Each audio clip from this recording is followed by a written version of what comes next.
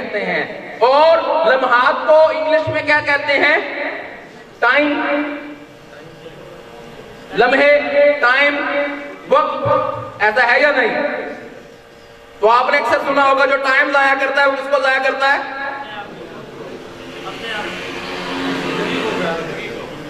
जो टाइम को जाया करता है वो जिंदगी, यानी जिंदगी है ही टाइम का दूसरा नाम। तो वक्त को जाया करने का मतलब क्या है? अपने आप को जाया करना। और पाकिस्तानी कौम माजरत के साथ जो सबसे ज्यादा हम सब लोग मिलके खराब करते हैं वो क्या है? वक्त। अक्सर लोग कह रहे होते हैं इट्स माय फ्री टाइम और मैं चिल कर रहा हूं। आजकल मैं फ्री हूं और क्या कर रहा हूं? चिल कर रहा हूं। वो चिल नहीं कर रहा होता बल्कि अपने आप को किल कर रहा होता है। अंडरस्टैंड कर रहे हैं? ये अक्सर जो लोग चिल करते हैं वो चिल नहीं करते, खुद को किल करते हैं। अंडरस्टैंड कीजिएगा। लाइफ को जरा और करीब से देखते हैं और इतना करीब से देखेंगे कि आपको आप नजर आने लगेंगे। आइए जरा मिलके खुद से मिलने की कोशिश करते हैं। आइए उस सवाल के जवाब की तरफ चलते हैं जिस सवाल के जवाब से आपको अपना आप नजर आना शुरू होगा। क्योंकि आपने अक्सर सुना होगा कि कामयाबी बाहर नहीं है बल्कि कामयाबी कहां है? अंदर है। अंडरस्टैंड कर रहे हैं? अगर आपको कामयाबी हासिल करनी है तो फिर बाहर नहीं, अपने ही मन में डूब के पाजा सुरागे जिंदगी। वो अपने ही मन में डूब के पाजा सुरागे जिंदगी। तू किसी और का नहीं, वो कम अज कम वो अपना तो बन। आइए समझते हैं जिंदगी क्या है। आइए मिलाते हैं आपको आपके साथ। और विजन सेमिनार के सबसे इंपॉर्टेंट, सबसे अहम सेशन का आगाज हुआ चाहता है जिसमें हम कोशिश करेंगे आपको मिलाने की आपके साथ। जरा अपने दिलों को और दिमागों को फोकस कीजिएगा और चंद लम्हात के बाद कुछ लोगों को अपना आप आना नजर आना शुरू हो जाएगा। अंडरस्टैंड कर रहे हैं? तो लाइफ को जरा करीब से देखते हैं। वो जो कहा गया कि लम्हात के मजमुए को जिंदगी कहते हैं, उन लम्हात के मजमुए को 3 बड़े हिस्सों में तकसीम किया गया है। There are 3 stage of life. जिंदगी के 3 स्टेज हैं। और दुनिया का एक बहुत बड़ा स्कॉलर कहता है कि इंसान अपनी जिंदगी में 90% इंसान अपनी जिंदगी में 3 मुख्तलिफ जानवरों जैसा रूप धारते हैं। इंसान की जिंदगी का जो पहला स्टेज होता है उस स्टेज को कहते हैं गोल्डन पीरियड। क्या कहते हैं? गोल्डन पीरियड, सुनहरा दौर। हाँ जी, कब से कब तक होता है? From 0 to approximately 20। पहले 20 साल इंसानी जिंदगी के कौन से होते हैं? गोल्डन पीरियड, सुनहरा दौर। और ज्यादातर लोग इस गोल्डन पीरियड को गुजारते हैं किस चीज में? शुरू का दौर इंसान का गुजरता है नादानी के अंदर, उसके बाद सीखने में, उसके बाद मेकिंग एंड ब्रेकिंग। 17-18 साल की एज में जब इंसान पहुंचता है तो कभी कुछ बना रहा होता है अंदर ही अंदर और कभी कुछ तोड़ रहा होता है अंदर ही अंदर। मेकिंग एंड ब्रेकिंग चल रही होती है इंसान के दिमाग में। 20 साल 90% लोगों की जिंदगियों के ऐसे ही गुजरते हैं। और इस दौर को जो मुशाहबत दी गई, अगर किसी को बुरा ना लगे तो 90% लोग अपना गोल्डन पीरियड जिस जानवर के साथ मुशाहबत इख्तियार करते हैं वो घोड़ा है। किसकी मानद जिंदगी गुजारते हैं? घोड़े की मानद। चाको चबंद, ना थकते हैं ना अकते हैं और बेलगाम होते हैं। ऐसा है या नहीं? खुल के कहो, ऐसा है या नहीं? यस। जरा आगे चलते हैं, दूसरे दौर की तरफ चलते हैं। सॉरी, ये जो पहला दौर है ये चाइल्डहुड, ये गोल्डन पीरियड नहीं है, माजरत। पहला दौर, फर्स्ट स्टेज ऑफ लाइफ क्या है? चाइल्डहुड, बचपना, और घोड़े की मानत, बेलगाम, मेकिंग ब्रेकिंग, न थकना ना कना। अंडरस्टैंड कर रहे हैं? उसके बाद दूसरा दौर जो कि 21 साल से लेके अप्रोक्सीमेटली 60 तक चलता है। 90% लोगों का, 10% लोग 20 साल से पहले 15-16 साल की एज में ही गोल्डन पीरियड में कन्वर्ट हो जाते हैं। और 10% लोग ऐसे भी होते हैं जो 60 की बजाय 70 साल की एज तक पहुंचने के बावजूद कौन से दौर में होते हैं? Golden period. आप में या अगर कोई 70 साल की एज में है या कोई आज 15 साल की एज में यहां बैठा है, तो उसका यहां होने का मतलब ये है कि तमाम लोग जो कोशिश कर रहे हैं, एक्टिव हैं, वो कौन से पीरियड में हैं? गोल्डन पीरियड में। ये बड़ा अहम पीरियड होता है, ये बड़ा अहम दौर होता है इंसान की जिंदगी का, गोल्डन पीरियड, सुनहरा दौर। 90% लोग जैसे ही गोल्डन पीरियड में दाखिल होते हैं तो क्या करते हैं? कोई ना कोई काम करना शुरू कर देते हैं, और इस दौर के आगाज के साथ ही ये लोग काम करने वाली मशीन बन जाते हैं। और कायद के फरमान के मुताबिक काम काम काम, दिन रात करें हम काम, जब काम से थक जाएं फिर करें हम काम। अंडरस्टैंड कर रहे हैं? 90% लोग बज़ाहिरन गोल्डन पीरियड, लेकिन इस सुनहरे दौर के अंदर काम और काम और काम। अंडरस्टैंड कर रहे हैं? 90% लोगों सुनहरे दौर के अंदर काम वाली मशीन बन के गुजारते हैं। स्पेशली वो लोग जिनकी आमदन का ताल्लुक उनके अपने काम से होता है। ये लोग काम करें तो पैसे मिलते हैं, और काम ना करें तो पैसे नहीं मिलते। वो तमाम लोग जो अपने गोल्डन पीरियड के अंदर काम करें और काम करें और काम से पैसा मिले, और काम ना करें तो पैसा ना मिले। जरा अंडरस्टैंड कीजिएगा, ये फिर एक जानवर के साथ मुशाहबत इख्तियार कर जाते हैं। अंडरस्टैंड कर रहे हो? बुरा तो नहीं लग रहा? 90% कोई अपने आप को ये वाला जानवर ना समझे तो उसकी मर्जी, कोई अपने आप को ये वाला जानवर ना समझे तो उसकी मर्जी, लेकिन समझने ना समझने से कुछ नहीं होता।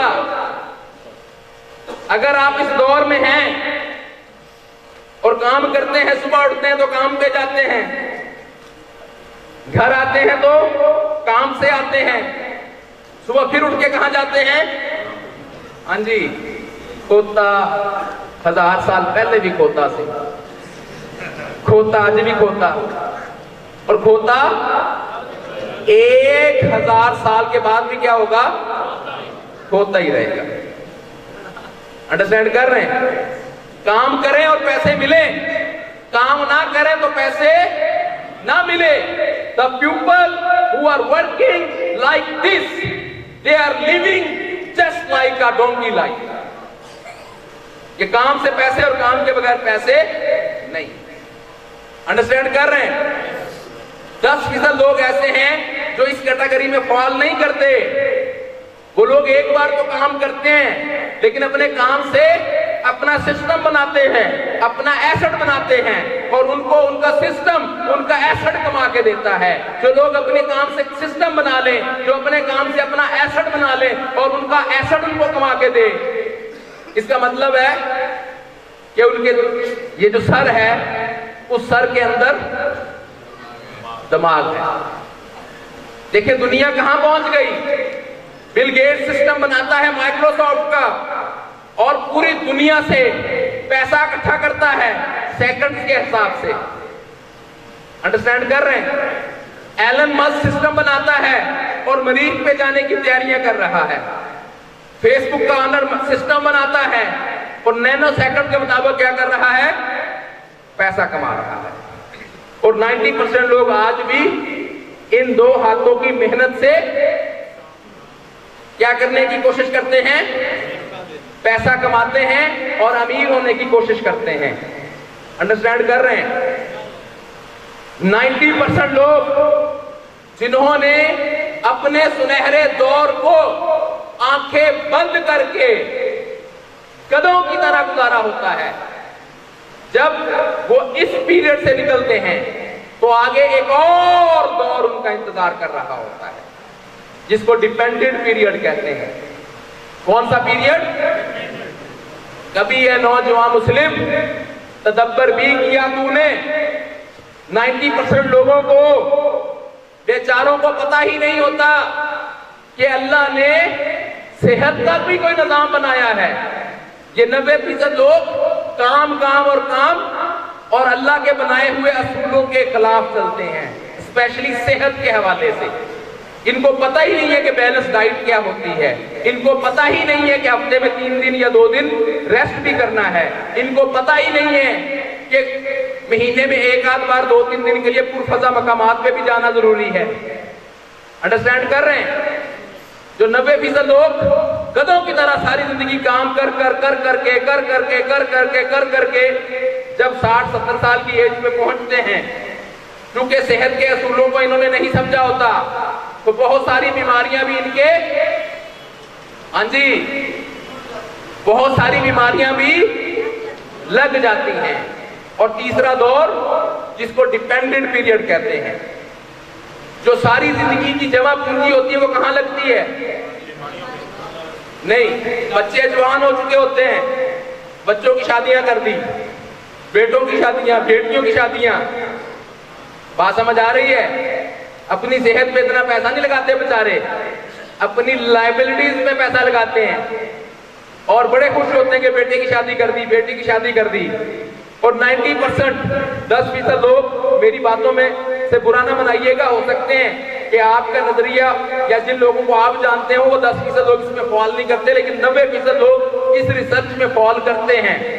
मैंने 90% बापे और बापियों को गांव देहातों में घरों से बाहर चौखट के ऊपर पोताक के अंदर देखा है। अंडरस्टैंड कर रहे हैं? घर में कभी भी किसी प्रोग्राम पे जाना हो, शादी पे जाना हो, घूमने फिरने के लिए जाना हो, तो पीछे घर किसको छोड़ के जाते हैं? रखवाली के लिए बाबा जी। अंडरस्टैंड कर रहे हैं? जिन्होंने गधों की तरह सोचे समझे बगैर अपने गोल्डन पीरियड को, अपने सुनहरे दौर को जाया किया होता है। जरा बात को समझिएगा। 90% लोग अपनी जिंदगियों में क्या करते हैं? अपने सुनहरे दौर को जाया करते हैं। जो टाइम को जाया करते हैं वो किसको जाया करते हैं? वो अपने आप को जाया करते हैं। जो सुनहरे दौर में होश के नाखून नहीं लेते, फिर उनका जो तीसरा पीरियड आता है वो डिपेंडेंट पीरियड आता है। और डिपेंडेंट पीरियड में एक तो जेब खाली, ऊपर से बीमारियां, और बेटे की शादी कर दी, नई नवेली दुल्हन आ गई, वो थोड़ी सी पढ़ी लिखी ज्यादा, और फिर वो अपने बच्चों को अम्मा जी और बाबा जी के पास भी नहीं आने देती। क्यों? कि बाबा जी खांसते बड़े ने। ऐसा होता है कि नहीं होता? बाबा जी खांसते बड़े, बाबा जी को बेचारे को पता ही नहीं कि दिन रात ये जो पोल्यूशन वाली आपकी हवा है, इसमें जो हम सांस लेते हैं तो हमारे फेफड़ों में कार्बन जमता है, वो बाबा जी को पता ही नहीं। कभी यह नौजवान मुस्लिम तदब्बर भी किया तूने? उसको बेचारे को क्या पता कि फेफड़ों में जो कार्बन जमता है इसको कम से कम 1 महीने में प्यूरिफाई करने के लिए या किसी पुरफजा मकाम पे जाना पड़ता है, या किसी ओजोन गैस के जरिए, O3 गैस के जरिए ट्रीटमेंट लेना पड़ता है। नहीं पता होता बेचारों को। और एंड में बुढ़ापे में क्या होता है? ये बेचारे फंस जाते हैं। तो एक बुढ़ापा, दूसरी आमदन कम, तीसरी बीमारियां, पीरियड कौन सा, डिपेंडेंट, और काम क्या उस दौर में, रखवाली। अगो तुसी आप अकल मान लो, समझ तक गए होगे, क्या ख्याल है, अंडरस्टैंड कर रहे हैं? तो हम सब लोग जो यहां मौजूद हैं अपने सुनहरे दौर में मौजूद हैं। इस सुनहरे दौर में अगर हमने कुछ अच्छा कर लिया तो जो तीसरा दौर है जिसको डिपेंडेंट पीरियड कहते हैं, वो डिपेंडेंट पीरियड नहीं आता, बल्कि वो दौर सुनहरा दौर ही रहता है। कुछ ऐसे भी बाबे बाबियां होते हैं, कुछ ऐसे भी बुजुर्ग होते हैं जिन्होंने अपने गोल्डन पीरियड को जाया नहीं किया होता, अकलमंदी के साथ गुजारा होता है, वक्त को वक्त के मुताबिक गुजारा होता है, कोई ना कोई निजाम बनाया होता है, सिस्टम बनाए होते हैं, या एसेट असासे बनाए होते हैं। उनके जो बच्चे होते हैं वो अपने माँ बाप की बड़ी कदर करते हैं। सारे बच्चे कहते हैं अम्मी मेरी, वो कहता अब्बू मेरा। क्यों? अंडरस्टैंड कर रहे हैं? जो वालिदैन का प्यारा उसको जायदाद में भी हिस्सा ज्यादा मिलेगा, ऐसा है कि नहीं? और जिस बेचारे के पास जायदाद ना हो, कुछ बच्चे ऐसे भी होते हैं वो हकीकत में खोते होते हैं, हकीकत में गधे होते हैं, जो अपने वालिदैन को लायबिलिटी समझते हैं और जाके छोड़ आते हैं। कहां? Old house. जो मैं कह रहा हूं, अगर इस बात में हकीकत ना हो तो दुनिया में ओल्ड हाउसेस ना होते। दुनिया तो दुनिया, पाकिस्तान के अंदर भी ओल्ड हाउस मौजूद हैं, और उन ओल्ड हाउसेस में जाके देखिएगा हजारों लोग मौजूद हैं जिनकी औलादें उनको तीसरे जानवर का रूप देने के लिए भी तैयार नहीं है। चलो कोई गल नहीं, तो ही अब्बा है, वो तो ही अम्मी है, चले रखवाली के लिए सही अपने ही घर में रख लो। लेकिन कुछ ऐसे भी खतरनाक लोग हैं उनको ओल्ड हाउस छोड़ आते हैं। ये बात समझाने का मकसद क्या कि हम टाइम को जाया ना करें। हम अगयार के चक्कर में फंसे हुए हैं। पाकिस्तान इस वक्त कोल्ड वॉर में है। पाकिस्तान जब से एटमी ताकत बना, पाकिस्तान को जंग लड़के हराना मुश्किल हो गया। तो पाकिस्तान को इस वक्त कंट्रोल करने के लिए, पाकिस्तान को हराने के लिए सोशल मीडिया का इस्तेमाल किया जा रहा है। अगयार बैरूनी ताकतें हमारे नौजवान को 90% कंट्रोल कर चुकी हैं। हमारे नौजवान स्ट्रेस में फंस चुके हैं, फाइनेंशियल क्राइसिस में फंस चुके हैं।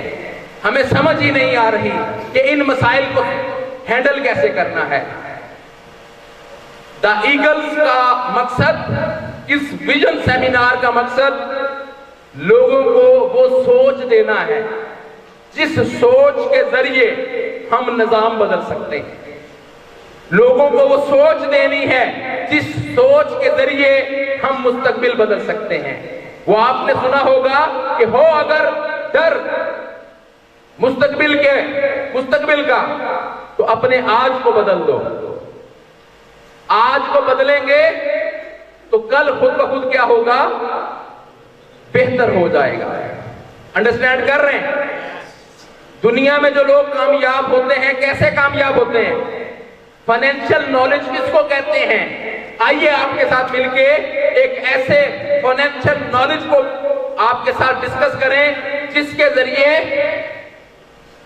एक ऐसी खुशहाली जिसमें आपकी जरूरतों से 10 गुना ज्यादा पैसा आपके पास आएगा, ऐसा नॉलेज आपके साथ इंशाअल्लाह ताला हम क्या करना चाहते हैं, शेयर करना चाहते हैं। आपको पता है दुनिया के अंदर पैसे कमाने के कितने तरीके हैं?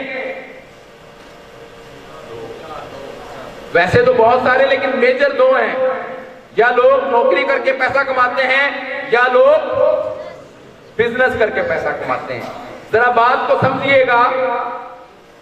ये जो 90% लोग जिनके बारे में मैंने कहा कि वो गधों की तरह काम काम काम और सिर्फ काम, और 10% लोग पूरी दुनिया को कंट्रोल कर रहे हैं, 90% लोग गरीब से गरीब तर, 10% लोग अमीर से अमीर तर। ये जो लोग अमीर से अमीर तर हुए जा रहे हैं और जो लोग गरीब से गरीब तर हुए जा रहे हैं, इन दोनों लोगों में डिफरेंस क्या है? 90% लोग जो जिंदगी भर गरीब रहते हैं, आपको पता है वो सारी जिंदगी क्या करते हैं? काम।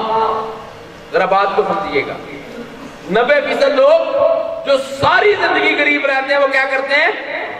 काम। जरा अंडरस्टैंड कीजिएगा, क्या करते हैं वो? काम, वर्क।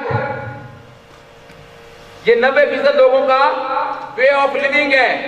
दुनिया में दो तरह के वे ऑफ लिविंग है। ये बड़ी अहम डिस्कशन है। इस डिस्कशन को समझेंगे, किसी भी कारोबार पे लागू कर दें, रिजल्ट वही आएंगे जो मैं यहां समझाऊंगा। सिर्फ अल हयात नहीं, दुनिया का कोई काम इस अंडरस्टैंडिंग के बाद करें आप, कभी जिंदगी में नाकाम नहीं होंगे।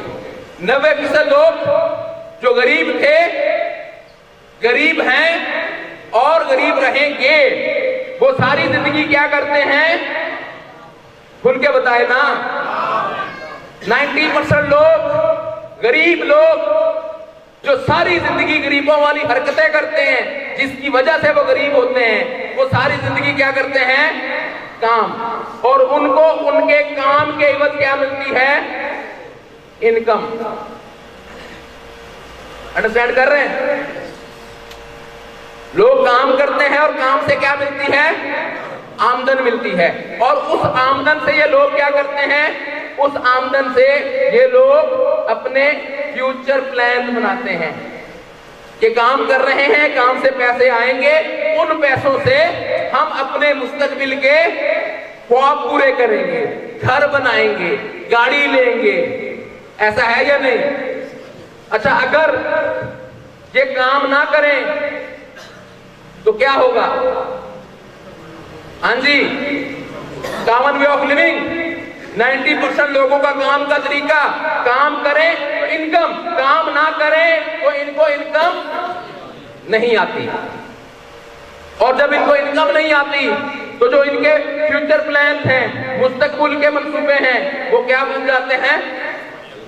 आप सब जानते हैं कि कभी भी जिंदगी भर एक जैसा काम नहीं चलता, ना इंसान कर पाता है। तो जो काम से आमदन हासिल करते हैं, जब तक काम करेंगे पैसे मिलेंगे, काम नहीं करेंगे पैसे नहीं मिलेंगे, कभी उत्ते कभी। अंडरस्टैंड कर रहे हैं? तो सारी जिंदगी 2 जमा 2 4, फिर -2 2, फिर 2 जमा 2 4, फिर -2 जमा 2 -2, कभी प्लस में कभी माइनस में, कभी प्लस में कभी माइनस में, हैंड टू माउथ रहते हैं। आप में से जिस भी शख्स का माजी के अंदर मौजूदा प्लेटफॉर्म से हटके वे ऑफ वर्किंग ये वाला है, जरा बात समझिएगा। जिस भी शख्स का जिंदगी गुजारने का तरीका ये है कि वो काम करे तो इनकम मिलती है, काम ना करे तो इनकम नहीं मिलती। इसको क्या कहते हैं? Common way of living. और कॉमन वे ऑफ लिविंग का मतलब क्या होता है? वो 3 स्टेज ऑफ जो लाइफ मैंने डिस्कस किए उसमें से दूसरा स्टेज। अंडरस्टैंड कर रहे हैं? एक और 10% लोग ये क्या करते हैं, जरा इनको अंडरस्टैंड कीजिएगा कि 10% लोग अपनी लाइफ में जो पूरी दुनिया को अपने कंट्रोल में लेके चल रहे हैं, पूरी दुनिया जिनके इशारों पे चलती है, ये 10% लोग क्या करते हैं ये समझिएगा। ये जो 10% लोग हैं जो पूरी दुनिया का निजाम संभाल के बैठे हुए हैं, वो अपनी जिंदगियों में क्या करते हैं, उनका वे ऑफ लिविंग क्या होता है, जिसको सक्सेसफुल वे ऑफ लिविंग कहा गया, वो क्या होता है जरा समझिएगा। 10% लोग, हाकम लोग, कामयाब लोग, पुरस्कार लोग, पुरजोश लोग, ये अपनी जिंदगी में क्या करते हैं जरा समझिएगा। ये 10% लोग भी काम ही करते हैं। ये क्या करते हैं? ये भी काम। अंडरस्टैंड कर रहे हैं? ये 10% लोग भी क्या करते हैं? काम करते हैं, लेकिन ये अपने काम से पैसा कमाते नहीं है। ये सिर्फ पैसा कमाने के लिए काम नहीं करते, बल्कि किसके लिए काम करते हैं? ये 10% लोग काम करते हैं एसेट बनाने के लिए या सिस्टम बनाने के लिए। अंडरस्टैंड कर रहे हैं? जो लोग मेहनत करें, काम करें, किसके लिए? अपना सिस्टम या अपना एसेट, असासा बनाने के लिए। फिर उनका बनाया हुआ सिस्टम, फिर उनका बनाया हुआ एसेट को क्या दे? इनकम दे, आमदन दे। और उस आमदन से वो क्या प्लान करें? अपने फ्यूचर प्लान। आइए देखते हैं इनके साथ जिंदगी में क्या होता है। ये लोग अगर काम ना करें, एक बार ये काम करते हैं और आम आदमी से भी ज्यादा काम करते हैं। आम आदमी 8 घंटे काम करता है, ये 16 नहीं 18 घंटे काम करते हैं। अपने टाइम को जाया नहीं करते फेसबुक देखने में, अपने टाइम को जाया नहीं करते चिल करने में, अपने टाइम को जाया नहीं करते इधर उधर की बातों में। ये 10% लोग काम करते हैं और दिन रात काम करते हैं। किसके लिए? एसेट, सिस्टम, असासे बनाने के लिए। जब ये लोग एक बार मेहनत करके अपना सिस्टम बना लेते हैं, उसके बाद ये काम ना भी करें, क्या ख्याल है?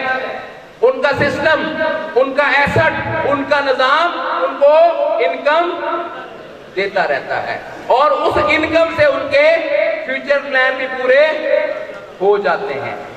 और जो लोग जिंदगी में एक बार एसेट बना दे, सिस्टम बना दे, सिस्टमाइज कारपोरेशन बना दे, उनका बनाया हुआ सिस्टम, उनका बनाया हुआ एसेट उनके नेक्स्ट नॉमिनी के नाम पे क्या हो जाता है? ट्रांसफर हो जाता है। दुनिया में एक लफ्ज है जिसको कहते हैं रिफ्रेशर सिस्टम।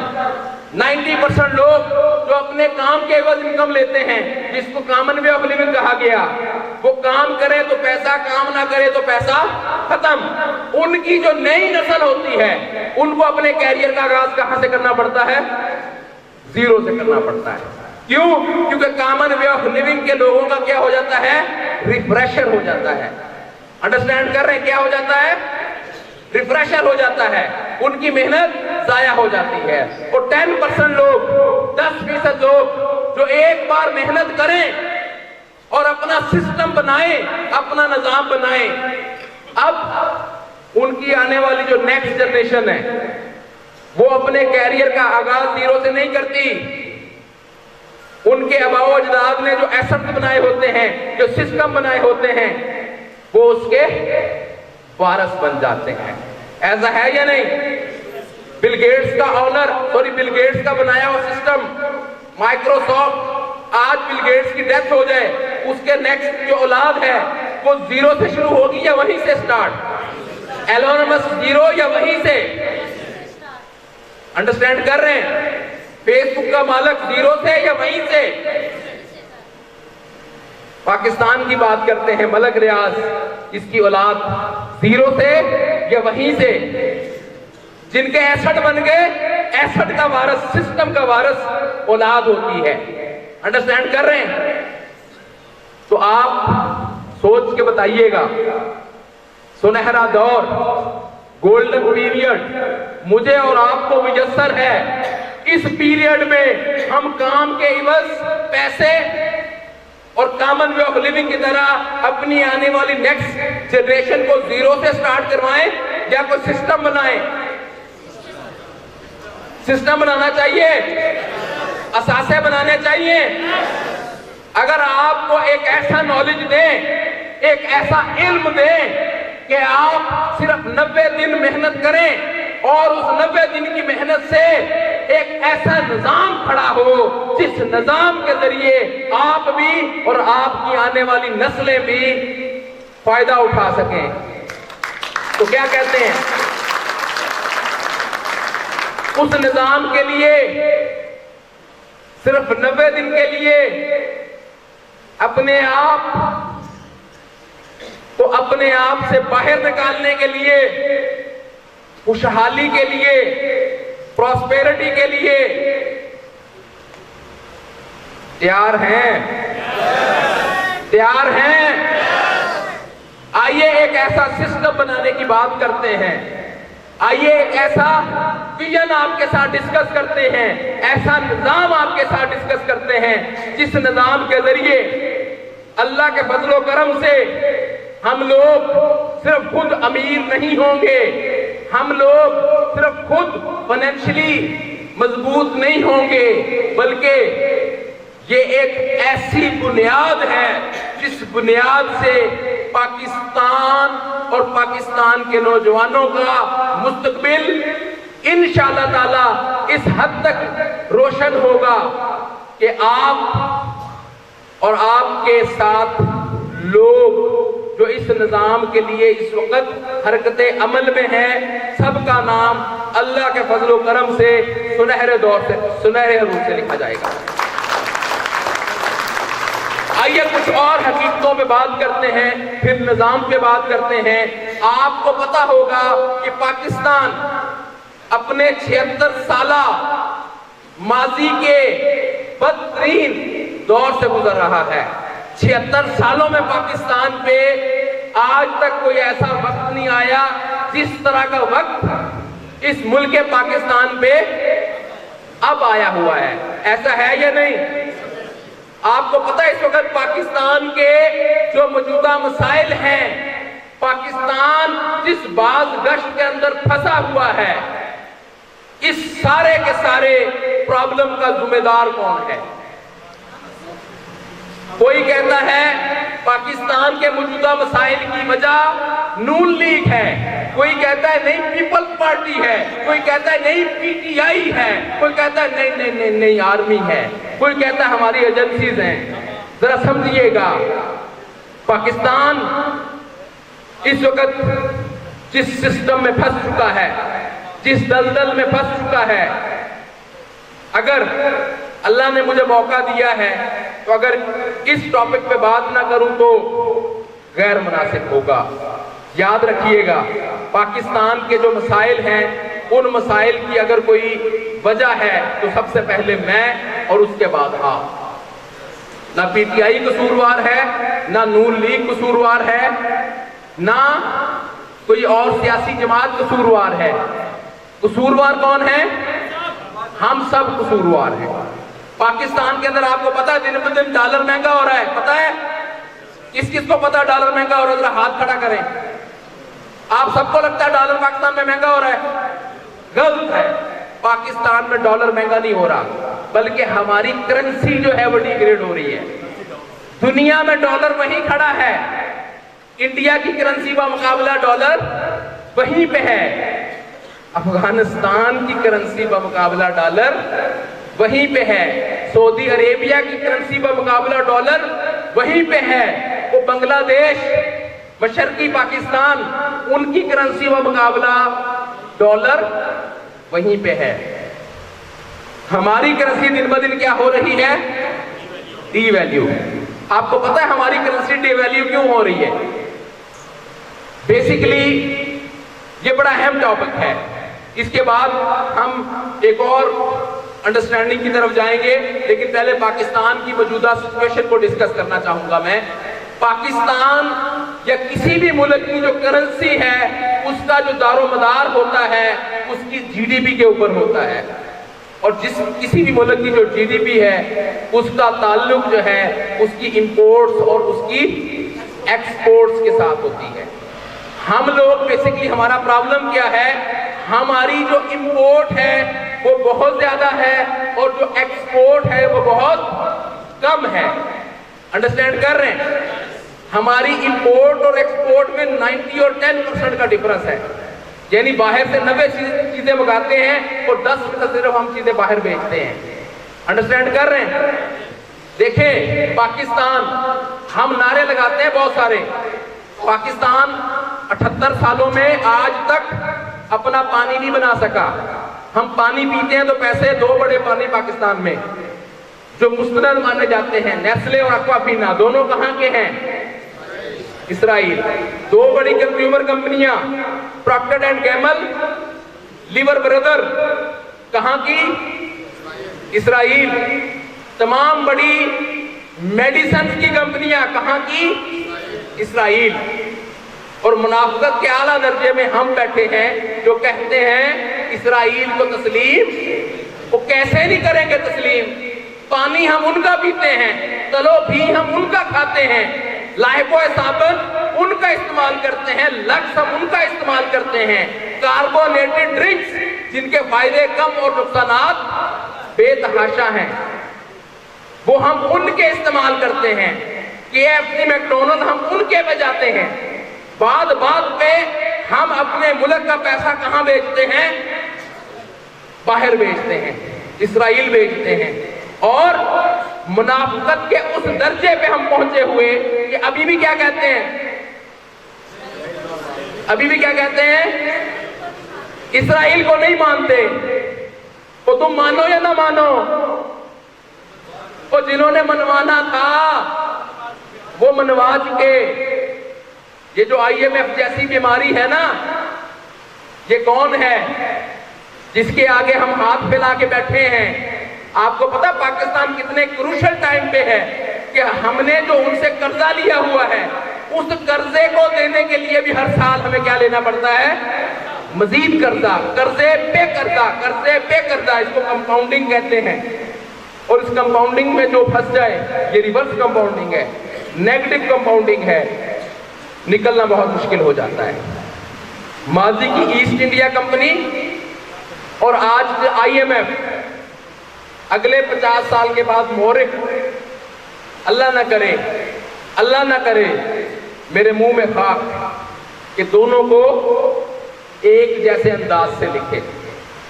100 साल पहले आई थी ईस्ट इंडिया कंपनी बड़े सगीर में और आहिस्ता आहिस्ता उसने क्या किया? पूरे बड़े सगीर को गुलाम बना लिया। और आहिस्ता आहिस्ता पाकिस्तान भी क्या कर रहा है? अपना कंट्रोल खोता चला जा रहा है। हम अपने अदारे उनके हवाले गिरवी रखते चले जा रहे हैं, रखते चले जा रहे हैं। इन सारे मसाइल का हल किसके पास है? किसी के पास हल है? हाँ जी, किसी के पास हल है? हाँ जी, किसके पास हल है? अगर इस सारे मसले का हल मिल जाए तो क्या मुझे और आपको मिलकर मेहनत करनी चाहिए कि नहीं? और मुझे और आपको मिलकर मेहनत करनी चाहिए कि नहीं? खुल के बोले ना। अगर इस पूरे मसले का हल मिल जाए तो मुझे और आपको अपनी अनर्जियां यकजा करके अगले 90 दिन के लिए काम करना चाहिए कि नहीं? हल मैं बताता हूं, हल मैं बताता हूं। साइंटिफिक प्रूवन सॉल्यूशन है इस पूरे मसले का। 90 दिन हम सबको परफॉर्म करना पड़ेगा। उसके इवज आप भी कामयाब होंगे, आपके साथ वाले भी कामयाब होंगे। और अल्लाह ने चाहा एक बड़ा निजाम, एक बड़ा कारवां जो पाकिस्तान के एक शहर से उठा था हर शहर में पहुंच गया। हमारा विजन दुनिया के 100 मुल्कों के अंदर इस निजाम को कायम करके डेली बेसिस पे पाकिस्तान के अंदर 1 बिलियन रुपी, 1 अरब रुपया 2023 का द ईगल्स का विजन है कि दुनिया से लेके पाकिस्तान आएंगे हम।